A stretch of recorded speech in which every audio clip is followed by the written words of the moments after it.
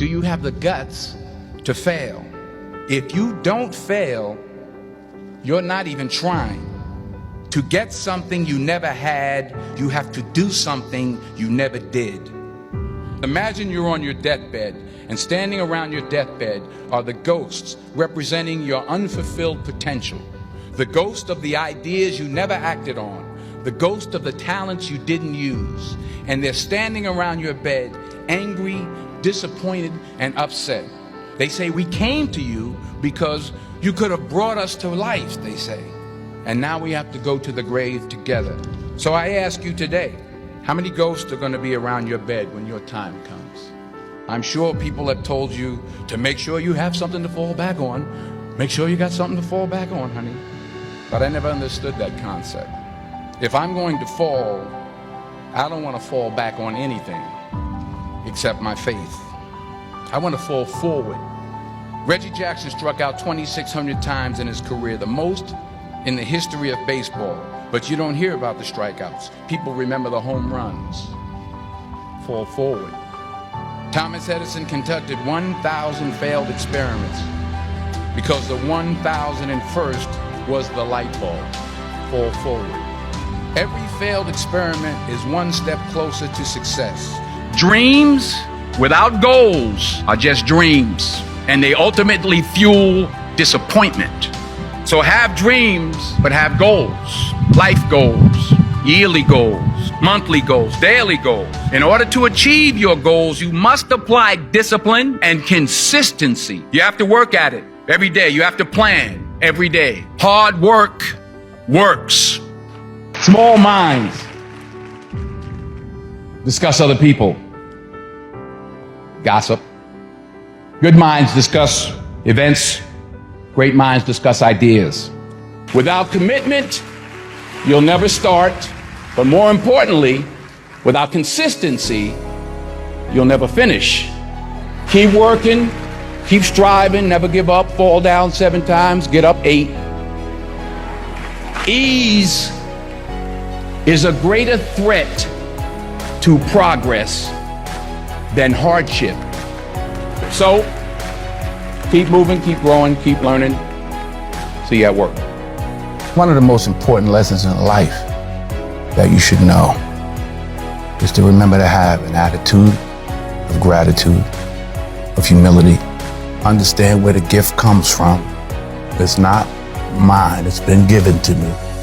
Use what I have, use what you have to help others. You know, on your last day, you can't take it with you, but you can leave it here. You'll never see a U-Haul behind a hearse. My number one competition is me. It's always you versus you. You got to be the one to get up every morning, be disciplined, put in the consistent daily hard work, because that gains success. No coach, no trainer, no mentor, no boss can do it. You versus you. It's one thing to be hungry. It's another thing when you're starving for greatness and starving for success. I know what it's like to operate every single day, regardless of the success that I've been a lucky son of a bitch to achieve. I operate every day as if I'm starving. Everybody's got a dream. Everybody's got a goal. What's the plan? And when you're trying to do something that you're truly passionate about, there is no plan B. Think about that for a second. Michael Jordan won 6 NBA championships with the Chicago Bulls because he was committed to plan A, not plan B. Oprah Winfrey became the queen of all media because she was committed to plan A, not plan B. Plan B sucks. I want you to look at something right now. Think of some major goal you want, or maybe it's one you're already working on and you have experienced a lot of setbacks, a lot of defeats. You've experienced a lot of disappointment. Maybe you've already given up. And maybe you just need a little fire, a little encouragement to get back in the game again. Here's what I want you to look at. There are winners, there are losers, and there are people who have not discovered how to win. And all they need is some coaching. All they need is some help and assistance, just a little support. All they need is some insight or different strategy, a plan of action to make some adjustments that will open up the key to a whole new future for them, that will give them access to the unlimited power that they have within themselves. That's all that they need. So what I want you to do is think about Something you want for you, that's real for you, that's important for you, that will give your life some special meaning and power. And I don't even want you to say, I can do that. I don't want you to assume that. See, 5 years ago when I started out in this area, I would not have been able to make the mental leap that I would be up to where I am right now. I don't want you to begin to just psych yourself out. No. I want you to be able to say something to yourself that will enable you to maintain a level of integrity with yourself. That when you say this, even when you face tremendous setbacks, it will be a benchmark to keep you in the game, to keep you moving forward and experimenting and readjusting your strategy and your plan of action, continuously looking for ways to win. I'm gonna tell you something. You gotta have a tremendous work ethic to be successful in here. In other words, and you can relate to this, you gotta have a lot of dog in you. You really do, man, if you want to be successful, because it's going to be a lot of trying times. So you have to have a tremendous work ethic. But you got to have faith. Faith without works is dead. But listen, man, but I got to tell you something. If you could get a couple of things from me, if you could gather this piece of information. Albert Einstein said once, he said, imagination is everything. It's the preview to life's coming attractions. Now, I want you to get this now. Imagination is everything. It's the preview to life's coming attractions.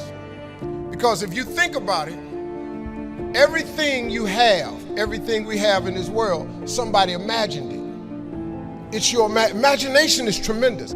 Your real life, the one God really got for you, is in your imagination. It is not in your current situation or your current paycheck. And if you've been living like that, you have then restricted yourself to a commonality that is really not yours. Because what really God got for you is really in your imagination. So there is a scripture that Albert Einstein took this quote from. It's like the book The Secret.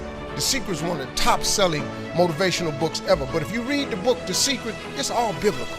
Everything comes from the Bible. You really don't need self-help books. You don't need the magic of thinking big, the power of positive thinking, how to win friends and influence people, think and grow rich, the winner's circle. I've read them all. All of that information is in Proverbs, all of it. But let me give you this scripture. You've all heard this, right? Faith is the substance of things hoped for and the evidence of things not seen. We got to be excited about the future. We got to do things that make us want to live. It cannot always be about problems every day.